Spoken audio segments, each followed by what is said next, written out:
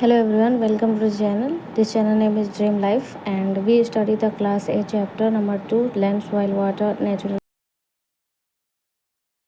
Water का मतलब होता है जल और नेचुरल वेजिटेशन प्राकृतिक वनस्पति और वाइल्ड लाइफ रिसोर्स वन्य संसाधन के विषय में बताया गया है। इस चैप्टर की शुरुआत में दो बच्चों के बारे में बताया गया है जिसका नाम है माम्बा एंड पीटर। होता है जल और नेचुरल वेजिटेशन प्राकृतिक वनस्पति और वाइल्ड लाइफ रिसोर्स वन्य संसाधन के विषय में बताया गया है। इस चैप्टर की शुरुआत में दो बच्चों के बारे में बताया गया है जिसका नाम है माम्बा एंड पीटर। माम्बा और पीटर इन दोनों के जीवन की कहानी बताई गई है कि उसकी लाइफ में क्या क्या चल रही थी और उन दोनों के लाइफ में क्या क्या डिफरेंस थे। माम्बा अफ्रीका के तांजानिया के एक छोटे से गांव में रहती थी और वो रोज सुबह ही उठ के पानी पानी लाने जाती थी। पानी लेके आने के बाद वो अपने घर पे अपने माँ की और अपने भाई की मदद करती थी और उसके परिवार के पास एक छोटा सा चट्टानी और मिट्टी वाला उनके छोटे से झोपड़ी के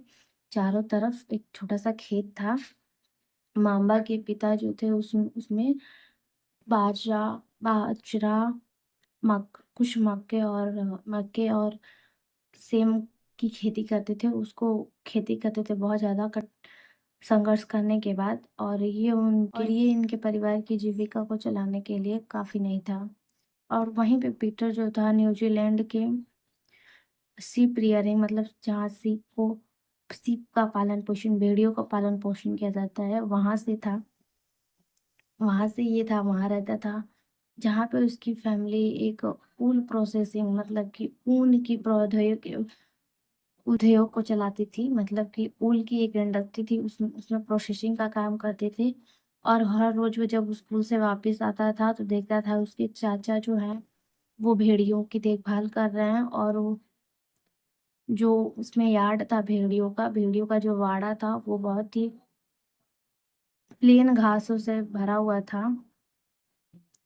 और वे जो थे ना बहुत ही लेटेस्ट टेक्नोलॉजी का प्रयोग करके ग्रोइंग करते थे, ऑर्गेनिक फार्मिंग करते थे, वेजिटेबल्स को ग्रो कराते थे और ऑर्गेनिक फार्मिंग करते थे। इस कहानी में लांबा और पीटर दोनों ही संसार के अलग अलग जगहों पर हैं। दोनों ही संसार के अलग अलग जगहों पे हैं, अपना जीवन अलग अलग जगहों पे बिता रहे हैं। इसमें डिफरेंस क्या था इन दोनों के लाइफ में डिफरेंस क्या था? इन दोनों के लाइफ में डिफरेंस बस यही था कि जो लांबा थी उसकी यहाँ भूमि नहीं थी, मतलब लैंड भी अच्छी नहीं थी, फर्टाइल नहीं थी, रॉकी थी। और जहाँ पीटर का जबकि पीटर का जो लैंड है ना वो फर्टाइल है, वहाँ पे फार्मिंग की जा सकती है। और वहाँ की लांबा की जो सॉइल है वो भी अच्छी खासी नहीं है और वाटर भी उसको बहुत दूर से जाके लाना पड़ता है। वाटर का भी कोई सुविधा नहीं है लांबा के पास, लेकिन पीटर के पास है। और नेचुरल वेजिटेशन जो है लांबा के पास नहीं है और पीटर के पास है। और पीटर के पास है और पीटर के पास है। इस तरह से जो यूज ऑफ टेक्नोलॉजी जो है वो पीटर के पास इजली है और लांबा के पास नहीं है। यही दोनों में डिफरेंस है। इस चैप्टर में यही बताया गया है कि land, soil, water, natural vegetation and wild life, इन चारों में डिफरेंस होने के कारण इन दोनों का जीवन कितना अलग अलग है। इसने कहानी में ये बताया गया है। तो हम इसको लाइन बाय लाइन रीड करेंगे और फिर से एक्सप्लेन करेंगे। अभी बस ओवरव्यू था। In a small village in Tanzania Africa, Africa के तांजानिया के छोटे से गांव में Mamba get up a very early in the morning to fetch water. Mamba बहुत सुबह उठ जाती थी। अर्ली मॉर्निंग, सुबह ही उठ जाती थी पानी लाने के लिए। She has to walk a long way, वो बहुत दूर तक जाती थी। And return after a few hour, और कुछ घंटों के बाद वापस आती थी। ये तो स्कूल भी नहीं जा पाती थी पीटर की तरफ। She then being help her mother in the house, घर में अपनी माँ की मदद करने लगती थी। Brother and join her brother in taking care of their goat और अपने भाई की मदद करती थी बकरियों की देखभाल करने के लिए। उसका पूरा परिवार, ऑल हर फैमिली ओन ही ए पीस, उनके पूरे परिवार का एक ही छोटा सा piece of a rocky land around there, छोटा सा खेत ही समझ लो, खेत ही था उनके छोटे से झोपड़ी के चारों तरफ। लांबा फादर, लांबा के जो पिता थे, बारली ग्रो, लांबा के पिता जो थे और उसमें बाजरा उगाते थे, सब मैज, कुछ मक्के एंड बीन्स सेम उगाया करते थे। बहुत ज़्यादा हार्डवर्क करने के बाद on it after toiling hard, this is not enough to feed their family for whole year. ये बहुत अधिक नहीं था, इनफ नहीं था कि उनके परिवार की जीविका को चलाया जा सके पूरे साल के। और है Peter live in the heart of the ship rearing, यहाँ पीटर की कहानी की शुरुआत होती है। पीटर जो था सीप रियरिंग मतलब कि भेड़ियों का जो देखभाल करने वाला, जो हार्ट माना जाता है, हृदय माना जाता है, उस रीजन पे ये रहता था न्यूजीलैंड में। Where his family run a wool processing factory, जहाँ उसका परिवार उनकी प्रायोगिक उद्योग को चलाया चलाया करती थी। और everyday when he return from school, हर रोज जब वह स्कूल से वापस आता था तो Peter watch his uncle, Peter अपने चाचा जी को देखता था। Taking care of their sheep, वो अपनी भेड़ियों का देखभाल करते थे। Their sheep yard is situated on the wide grassy plain, जो उनका सिप का यार्ड था जहाँ सिप रहती थी, वो बहुत ही चौड़ा ग्रास का प्लेन था, घास की स्थल थी, हिल के ऊपर बहुत दूर तक। It manage in A scientific way using the latest technology, और वो साइंटिफिक तरीका यूज करके लेटेस्ट टेक्नोलॉजी का प्रयोग करते थे। और पीटर फैमिली, पीटर का जो परिवार था, आल्सो ग्रो ए वेजिटेबल्स, सब्जियां उगाया करता था थ्रू द ऑर्गेनिक फार्मिंग करके। Lamba and Peter stay in two different part of the world, Lamba और पीटर दोनों संसार के विभिन्न जगहों पर रहते थे। And lead a very different life, और दोनों की जो जीवन थी बहुत ही अलग थी। This different is because of difference in quality, ये जो डिफरेंस थी, ये जो विभिन्नता थी, ये विभिन्नता लैंड की क्वालिटी में, लैंड की जो ये जो विभिन्नता देखी जाती थी, क्वालिटी ऑफ लैंड, लैंड की क्वालिटी के वजह से, सॉइल के वजह से, वाटर जल के वजह से, नेचुरल वेजिटेशन प्राकृतिक वनस्पति एंड एनिमल्स की वजह से, and the uses of technology और तकनीकी के प्रयोग के वजह से। अवेलेबिलिटी ऑफ सच रिसोर्स, इस सभी रिसोर्स की मौजूद होने की वजह से, उपस्थित होने की वजह से, is the main reason place differ from each other, ये मुख्य कारण है कि ये जो रीजन है, ये जो क्षेत्र है, ये मेन रीजन है कि ये जो स्थान है एक दूसरे से अलग है, एक दूसरे से अलग है, यही मेन रीजन है करती है। जैसे कि अर्थ है, अर्थ के जो 70% एरिया है वो वाटर है 70% एरिया जो है वो वाटर से कवर है, और जो 30% एरिया है वो लैंड है। तो वही बताया गया है कि जो पृथ्वी का जो टोटल एरिया है, टोटल एरिया ऑफ अर्थ के सरफेस का जो टोटल एरिया है उसका 30% ये कवर करती है। And all part of this small percentage is not habitable, और इस इन सभी पार्ट के जो छोटे से परसेंटेज जो है ये नॉट हैबिटेबल, ये जो 30% है मतलब कि यहाँ पे सारे जीव जंतु नहीं रह सकते, मतलब सभी जगह जीव जंतु नहीं रह सकते, सब हैबिटेबल नहीं है, कहीं कहीं ही लोग रहते हैं, जीव जंतु रहते हैं। सेकेंड टॉपिक है the uneven distribution of population, जनसंख्या का जो अनइवन मतलब अनइक्वल जो डिस्ट्रीब्यूशन है, जो बंटवारा है in different part of the world, संसार के जगहों पे, is mainly due to varied characteristics, ये क्या करती है, mainly due to varied characteristics, जो uneven distribution of the population है, different part of the world में ये varied characteristics of the land and climates. यह लैंड मतलब भूमि और वाटर लॉगिंग डेजर्ट एरिया जो रेत वाले जो क्षेत्र हैं, मरुस्थल वाले जो क्षेत्र हैं, रेत को मरुस्थल भी कहते हैं। थिक फॉरेस्ट जो घने जंगल है, फॉरेस्टेड एरिया, घने घने जंगल वाला एरिया है। नॉर्मली स्पार्सली पॉपुलेटेड और अनइनहैबिटेड। ये स्पार्सली पॉपुलेटेड है और इनहैबिटेड है।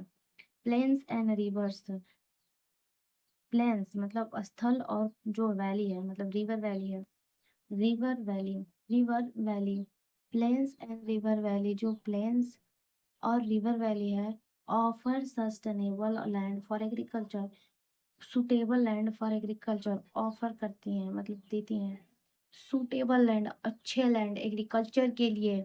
Hence these are the densely populated area of the world. और यही जो होते हैं बहुत ज़्यादा डेंसिवली पॉपुलेटेड मतलब बहुत ज़्यादा पॉपुलेटेड एरिया होते हैं, यहाँ पे बहुत ज़्यादा लोग होते हैं, पॉपुलेशन हो आती है। जैसे कि जो प्लेन्स एरिया है, जैसे कि ये प्लेन्स एरिया इंडिया के मैप में जो ये प्लेन्स एरिया है यहाँ पे हिल वगैरह है। और ये जो प्लेन्स है जैसे कि उत्तर प्रदेश, बिहार, वेस्ट बंगाल, यहाँ पे जो प्लेन्स एरिया है ना, यहाँ पे जो पॉपुलेशन है वो ज़्यादा है। बिकॉज यहाँ पे जो एरियाज और रिवर हैं, गंगास, ये सारे रिवर जो हैं ये हैं जिसके वजह से एग्रीकल्चर करना बहुत आसान है, कृषि करना बहुत आसान हो जाता है। तो इसलिए इन क्षेत्रों में जो जनसंख्या है वो बहुत ज़्यादा है। लैंड यूज, भूमि का प्रयोग, भूमि का प्रयोग आखिर कैसे है, मतलब लैंड का यूज कैसे है। The land is used for the different purpose. भूमि का प्रयोग विभिन्न कार्यों के लिए किया जाता है, भूमि का प्रयोग विभिन्न कार्यों के लिए किया जाता है, भूमि का प्रयोग विभिन्न कार्यों के लिए किया जाता है सच एज एग्रीकल्चर, भू जैसे कि कृषि, फॉरेस्ट्री मतलब कि जंगल बनाने के लिए, माइनिंग इस पदार्थों को निकालने के लिए, और बिल्डिंग हाउस घर बनाने के लिए, रोड्स सड़क बनाने के लिए, and setting up of industries industries को बनाने के लिए। This is commonly term as a land use. इसी को ही भूमि का उपयोग या भूमि का प्रयोग कहा गया है। भूमि का प्रयोग है द यूज ऑफ लैंड। जब भूमि का प्रयोग है वो डिटरमाइन किया जाता है नेचुरल फिजिकल फैक्टर मतलब कि कारक है, भौतिकी कारक की वजह से। तो the use of land is determine by physical factor. जो भूमि का प्रयोग है उसको डिटरमाइन किया जाता है कारक है जिसकी वजह से, जैसे कि सच एज, जैसे कि टोपोग्राफी जो लैंड है, इस भूमि है, लैंड है, सॉइल है, मिट्टी है, मृदा है, क्लाइमेट्स जलवायु, मिनरल्स है, अवेलेबिलिटी ऑफ वाटर, पानी की जो उपस्थिति है उसके बेस पे लैंड का यूज बताया गया है। ह्यूमन फैक्टर, कुछ ह्यूमन भी फैक्टर है, कुछ मनुष्य भी कारक हैं सच एज ए पॉपुलेशन जैसे कि जनसंख्या, टेक्नोलॉजी और तकनीकी आर आल्सो इम्पोर्टेंट डिटरमेंट। ये बहुत ही महत्वपूर्ण डिटरमेंट है लैंड के यूज करने के पैटर्न में। और यहाँ पे है Salisbury in Australia, notice how many ways the land has been used in the above picture. यहाँ पे बोला गया है कि यूज देखिए मतलब कि कहाँ पे कैसे कैसे लैंड का यूज किया गया है इस पिक्चर में। Land can also be divided on the basis of private land and community land. जो लैंड है उसको डिवाइड किया गया है दो बेसिस पे, एक प्राइवेट लैंड और एक कम्युनिटी लैंड। मतलब प्राइवेट लैंड का मतलब जो पर्सनल यूज के लिए है, कम्युनिटी मतलब कि एक कम्युनिटी के लोग मिलकर उस लैंड का यूज कर रहे हैं उसको। तो दो दो लैंड को टू पार्ट में डिवाइड किया गया है। प्राइवेट लैंड क्या होता है? Private land is own by individual. Private land किसी एक के द्वारा यूज किया जाता है। Private land use by individual where, जबकि community land is used by own committee for common use, like collection of common use के लिए प्रयोग किया जाता है, जैसे कि कलेक्शन ऑफ फूड और मतलब कि चारा के चारा को इकट्ठा करने के लिए, उसके लिए नट्स के लिए, मेडिसिनल हर्ब्स मतलब औषधियाँ जड़ी बूटियों के लिए प्रयोग किया जाता है। तो एक कम्युनिटी के द्वारा किया जा रहा है, क्या करने के लिए? कॉमन यूज है उनका, सभी लोग उसका यूज करेंगे फॉडर के लिए, लोग उसका यूज करेंगे फॉडर के लिए, फ्रूट्स के लिए, नट्स के लिए, मेडिसिनल हर्ब्स मतलब औषधीय जड़ी बूटी बनाने के लिए सभी लोग एक ही चीज के लिए यूज करेंगे। और जो the community land are also called community property resource, common property resource community land को ही, एक समिति के भूमि को ही कहते हैं कॉमन प्रॉपर्टी रिसोर्स। एक common property resource, people and their demand are ever growing but availability of land is limited। लोग और उनका डिमांड, उनकी मांग बहुत तेजी से बढ़ रही है। द बट द अवेबिलिटी मतलब लेकिन जो उनकी उपस्थिति है, लैंड की अवेबिलिटी ऑफ लैंड, लैंड की उपस्थिति है, भूमि की जो मौजूदगी है वह बहुत लिमिटेड हो चुकी है। और the quality of land, land की जो क्वालिटी है, भूमि की जो क्वालिटी है, also differ from place to place, और ये हर जगह पे अलग अलग होती हैं। People start encouraging the common land to build up the commercial area, housing complex. और लोग क्या कर रहे हैं, शुरू कर दे रहे हैं लैंड को एक कॉमन यूज के लिए, एक कॉमन लैंड को, एक ही लैंड को बहुत सारी यूज के लिए कर दे रहे हैं। जैसे कि कमर्शियल एरियाज बना दे रहे हैं, housing complex in urban area, शहरी क्षेत्र में जो होता है हाउसिंग कॉम्प्लेक्स में ही। And to expand the agriculture land in the rural area, और एक्सपेंड कर रहे हैं, विस्तृत कर रहे हैं एग्रीकल्चर लैंड को रूरल एरिया में, ग्रामीण क्षेत्र में। Today the vast change in the land use, today the vast change in land, जो भूमि के प्रयोग के पैटर्न में also reflect the cultural change in our society. इसमें लिखा है कि आज जो चेंज हो रहे हैं ना, भूमि को यूज करने के लिए जो पैटर्न और जो तरीके हैं वो चेंज हो रहे हैं ना, ये रिफ्लेक्ट कर रहे हैं, बता रहे हैं कि कर रहे हैं कि जो कल्चरल चेंज हो रहा है ना, जो कल्चरल चेंज, सांस्कृतिक जो बदलाव हो रहे हैं हमारे सोसाइटी में, उसको भी दिखा रहे हैं, उसको भी रिफ्लेक्ट कर रहे हैं। Land degradation, landslide, soil erosion, desertification, मरुस्थलीकरण आर द मेजर थ्रेट। ये बहुत ही मुख्य समस्या है टू द इन्वायरमेंट, पर्यावरण के लिए मुख्य समस्या है। Because of the expansion of agriculture के एक्सपेंशन की वजह से, कृषि के विस्तृत होने के कारण, और कंस्ट्रक्शन एक्टिविटीज, जो निर्माण के जो कार्य हो रहे हैं उनके उनके एक्सपेंशन के वजह से, निर्माण के जो कार्य हो रहे हैं उनसे, और जो एग्रीकल्चर का, कृषि का जो विस्तार किया जा रहा है उसके वजह से ये सब हो रहे हैं। जैसे कि लैंड डिग्रेडेशन हो जा रहे हैं, लैंडस्लाइड्स हो रहे हैं, सॉइल इरोजन हो रहे हैं, डिजर्टिफिकेशन हो रहे हैं। तो ये सारे एक्सपेंशन ऑफ एग्रीकल्चर और कंस्ट्रक्शनल एक्टिविटीज की वजह से ये जो लैंड के साथ ऐसा हो रहा है। कंजर्वेशन ऑफ लैंड रिसोर्स, भूमि संसाधन का संरक्षण। कंजर्वेशन ऑफ लैंड रिसोर्स मतलब कि भूमि के संसाधनों को कैसे बचा के रखा जाए। Growing population and their ever-growing demand has led to the large-scale destruction of the forest to cover the arable land and has created a fear of losing this natural।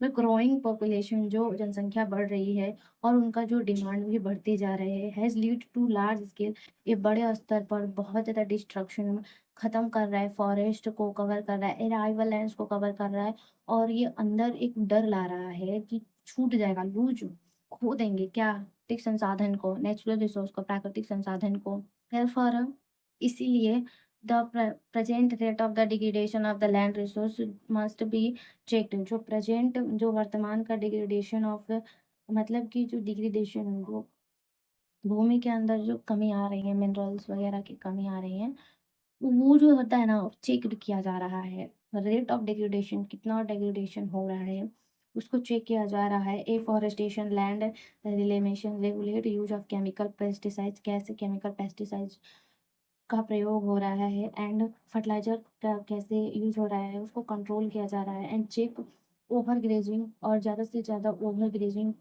जो हो रही हैं उसको चेक किया जा रहा है। And are the some of the common method use to conserve the land, और ये एक बहुत ही कॉमन मेथड है जिससे लैंड का कंजर्वेशन किया जा रहा है, लैंड को बचाया जा रहा है। अब लाइक लिखा है कि लैंडस्लाइड्स क्या होता है। लैंडस्लाइड्स का मतलब होता है, हिंदी में बताती हूँ। लैंडस्लाइड्स का मतलब ये होता है कि जैसे कि कहीं जो माउंटेनियस एरिया है वहाँ पे लैंड का जो स्लोप होना और वहाँ से गिर जाना, उसी को ही लैंडस्लाइड्स मतलब डाउन होना, पिक से डाउन होना, उसी को ही कहते हैं landslides. Landslides are simply define as the mass movement of the rock, जो मास मूवमेंट, ज़्यादा से ज़्यादा जो मूवमेंट हो रहा है चट्टानों का, लैंडस्लाइड उसी को बहुत ही सिंपली साधारण रूप से परिभाषित करता है। डेब्रिज और अर्थ डाउन के स्लोप पृथ्वी की तरफ स्लोप आ रहे हैं माउंटेन से, और ये तब होते हैं, मतलब they often take a place in conjugation with earthquake. ये इसलिए आते हैं जैसे कि भूकंप वगैरह आ गए, फ्लड्स बाढ़ वगैरह आ गए, एंड हैवी वोल्केनोज ज्वालामुखी फट गए, तो उसके वजह से लैंडस्लाइड्स होते हैं। प्रोलॉन्ग स्पीड ऑफ रेनफॉल, बहुत लंबे समय तक बारिश होना, और can cause the heavy landslide, और बहुत ही भारी, मतलब बहुत ही नुकसान करने वाला लैंडस्लाइड्स होते हैं। रास्ते ब्लॉक हो जाते हैं, that can block the flow of river, और ये रिवर नदियों के बहाव को रोक देते हैं। फॉर द क्यूट समटाइम, कुछ समय के लिए जो formation of the river blocks होते हैं, can cause the hollow to settlement down stream on it bursting, और जो मतलब रॉक ब्लॉक्स होते हैं, रिवर ब्लॉक्स होते हैं, वो काज करते हैं, अफेक्ट करते हैं जो नीचे हैं उन लोगों को, ब्रस्टिंग का इन द हिली टेरेन, और जहाँ पे हिली पहाड़ी इलाके हैं, हिली टेरेन है, landslides landslides have been a major and the widely spread natural disaster।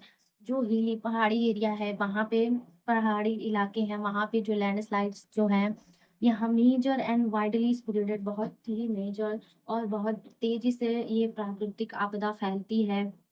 That often strike the life and property and occupy a position of the major concern। Soil, soil मृदा, मृदा यानी कि मिट्टी, भूमि, मिट्टी। The thin layer of the grainy substance, the thin layer of the grainy substance cover the surface of the earth is called soil। वो जो पतली layer होती है, थिन लेयर होती है, ग्रेनी मतलब ग्रेनी सबस्टांस, वो सबस्टांस जिस पे ग्रो कराया जाता है फसल को, तो कवरिंग द सरफेस, वो सरफेस वो कवर किए हैं अर्थ पे, उसी को ही सॉइल कहते हैं।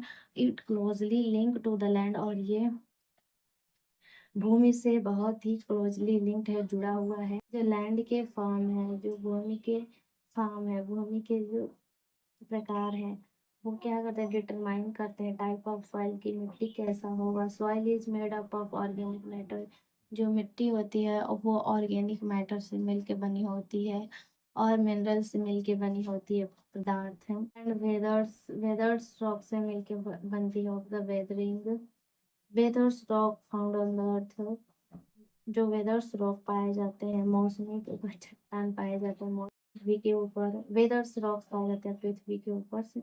This happen through the process of weathering, ये वेदरिंग की वजह से होती है। The right mixing of the minerals and organic matter make a soil fertile, जो राइट मिक्सिंग होती है, अच्छी मिक्सिंग होती है मिनरल्स की, पदार्थ की, और की ऑर्गेनिक मैटर की, वो ही सॉइल को, मिट्टी को फर्टाइल यानी कि उपजाऊ बनाती है।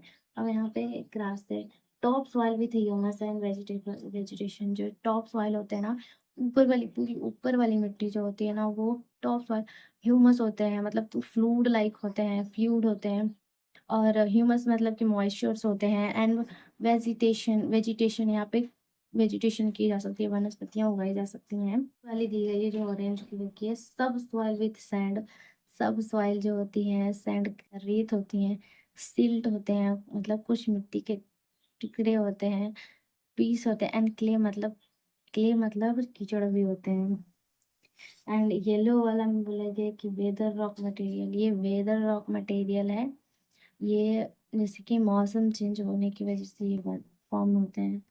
और लास्ट है पेरेंट, मतलब जनक cell.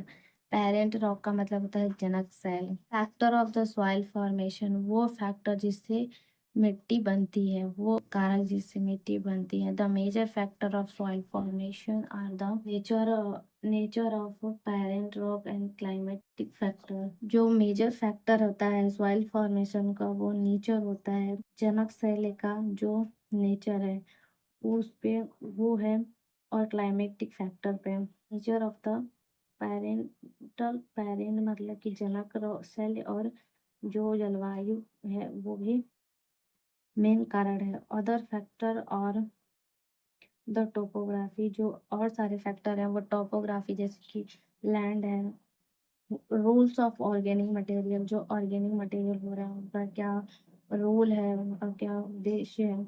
And the time taken for the composition of soil formation, और मिट्टी के बनने के लिए क्या क्या कंपोजिशन, क्या क्या चीज़ें मिलकर बनती हैं, उसमें जो टाइम लगता है वो भी सॉइल फॉर्मेशन का एक फैक्टर है।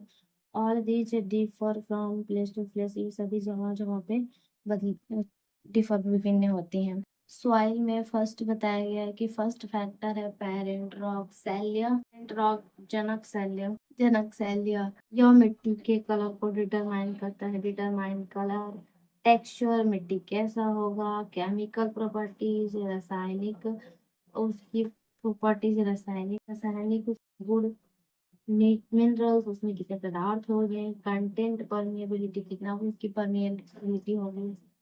अब दूसरा जो फैक्टर है वो है relief, altitude and slope determine accumulation of the soil. तो एल्टीट्यूड होते हैं, ऊंचाई होती है, और जो स्लोप होती हैं वो भी सॉइल की एमिलेशन की में को डिटरमाइन करती है। थर्ड फैक्टर है सॉइल फॉर्मेशन का, वो है फ्लोरा फौना।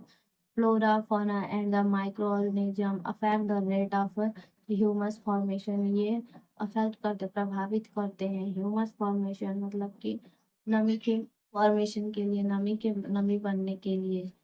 फोर्थ है time and determine thickness of the soil profile, जो सॉइल की प्रोफाइल है, सॉइल की जो लेयर है उसको ठीक करने में, उसको चौड़ा करने में टाइम लगता है, उसको चौड़ा करने में टाइम लगता है। फिफ्थ है climate nature temperature, climate temperature, rainfall influence, rate of weathering and humus के वजह से भी सॉइल का फॉर्मेशन होता है। जैसे कि जलवायु, तापमान, रेनफॉल कैसे हो रहे हैं वो भी एक कारण है। और rate of weathering and humus, जो वेदरिंग एंड ह्यूमस है, जो मौसम और जो मॉइस्चर है, वो भी सॉइल के फॉर्मेशन में इम्पोर्टेंट रोल प्ले करते हैं, और ये फैक्टर भी है।